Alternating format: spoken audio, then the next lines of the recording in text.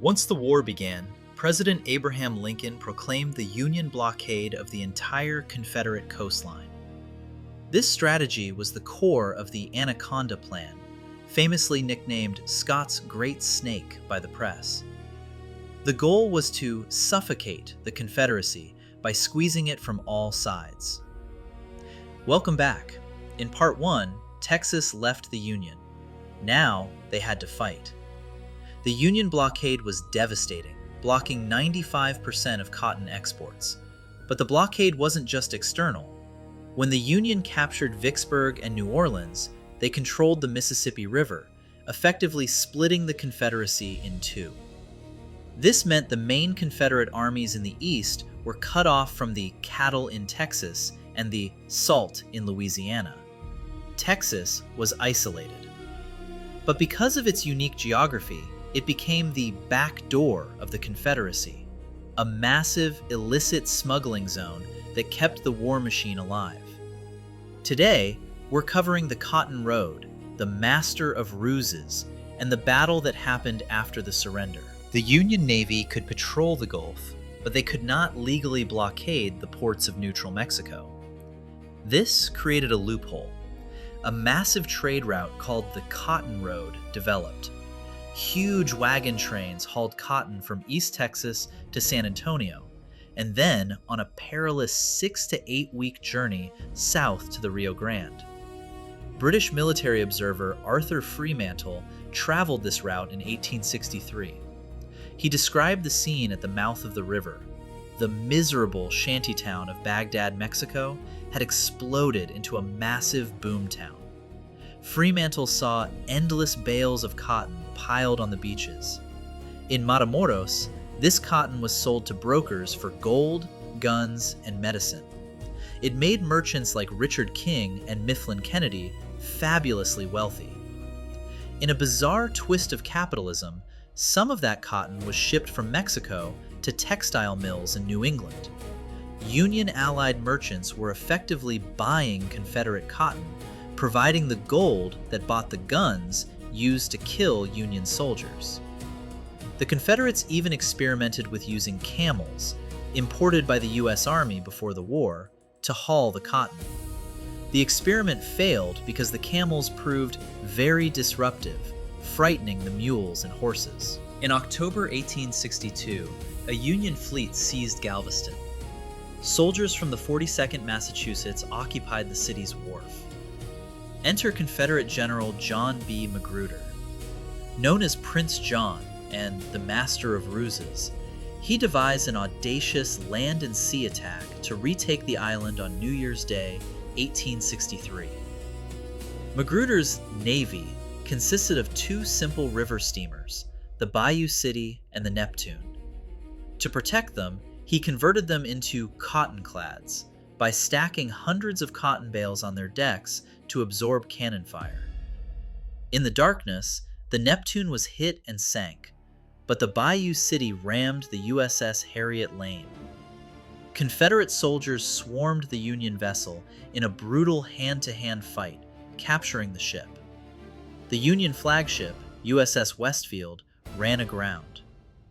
Commodore Renshaw ordered it destroyed to prevent capture. Tragically, he mistimed the fuse. The Westfield exploded while he and his crew were still aboard, killing them all. Magruder's brilliant achievement drove the Union fleet away and kept the port open for the rest of the war. In September 1863, the Union launched a massive invasion. A fleet of transports carrying 5,000 troops, protected by 4 gunboats, steamed towards Sabine Pass. Their goal was to march to Houston. Blocking them was Fort Griffin, a small earthwork fort made mostly of dirt. Inside were 47 men of the Davis Guards, led by Lieutenant Dick Dowling, a 26-year-old Irish saloon owner. Dowling was a skilled artillerist who drilled his men incessantly. He had placed white stakes in the river channels to mark the exact range for his 6 cannons. As the Union gunboats steamed past the stakes, Dowling gave the order. It was a turkey shoot. In just 35 to 40 minutes, the Irish gunners fired 137 shots with almost unheard-of accuracy. They scored direct hits on the USS Sachem and the USS Clifton, disabling both ships. The rest of the fleet, carrying 5,000 troops, turned and fled. The Confederates suffered 0 casualties. The ladies of Houston were so grateful they created medals for the men by sanding down Mexican 8 real coins and hand-carving them with Sabine Pass 1863. The final land battle of the Civil War was fought in Texas, over a month after the war had ended. By May 1865, Robert E. Lee had surrendered. Locally, Union and Confederate forces on the Rio Grande had been observing an unofficial truce for months. But that truce broke. Near Brownsville, Confederate Colonel John Rip Ford, a Texas Ranger whose nickname stood for "Rest in Peace," led a daring frontal attack against advancing Union troops. Ford won a decisive victory at the Battle of Palmito Ranch. It was a chaotic microcosm of the war, involving white and black Union soldiers, white Confederates, and Tejanos. There were even unproven reports that Imperial Mexican troops fired across the river into the battle. Tragically, Union Private John J. Williams of the 34th Indiana was killed in this fight. He holds the sad distinction of being the last soldier killed in combat in the American Civil War, dying in a battle that didn't need to happen. Texas ended the war undefeated on its own soil, winning the last battle but losing the cause. The state was in chaos. The back door had slammed shut. But if the war was violent, the peace would be even harder. In the next episode, we enter the era of Reconstruction. We'll cover the arrival of Juneteenth, the rise of the KKK, and a governor who locked himself in the Capitol and refused to leave.